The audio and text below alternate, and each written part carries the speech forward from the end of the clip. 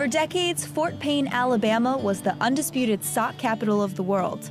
At the industry's peak in the 1900s, there were more than 120 mills, until the town fell on hard times. When outsourcing began happening in the 90s, things really started changing here in town, and mills, one by one, began to close.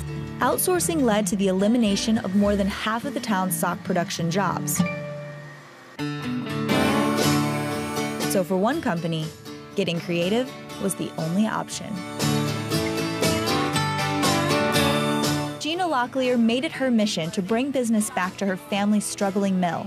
And what you see here is all of our organic cotton. She used her passion for sustainable living, color, and organics to create two profitable fashion sock companies, with Zakano Socks and Little River Sock Mill. I realized I could join the family business by creating, a brand that we've never had a brand before of organic cotton socks. And that's how it started. Since 1991, the Locklear family mill had only produced white athletic socks for various companies.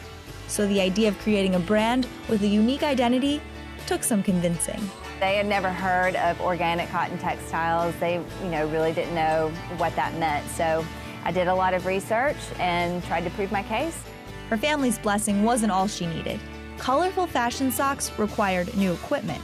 We were lucky because we had the infrastructure here already in place.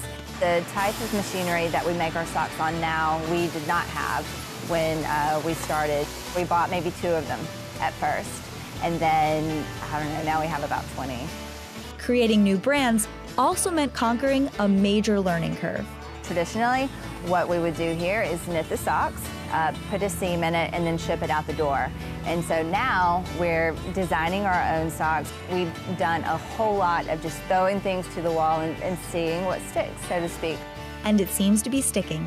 We handle every single phase of the manufacturing process, from the knitting to the seaming to the finishing and the packaging. And then we ship everything from here as well. And I love that because we're able to constantly control every single process and make sure that the quality is as good as it can possibly be. And I think that we have a better product because of that. Customers agree. The proof is in the numbers. According to Locklear, Zakano sales have doubled for the last few years. And this year, for the first time, Little River Sock Mill sales have doubled too. I want to stay here, and I want to always be able to just make socks here. We are making money. We're still very small. Both of them have been such a grassroots effort. But I do feel like people are getting to know us more and more these days, and I'm very proud of how far that they've both come. Kelly Bowman, CNN, Fort Payne, Alabama.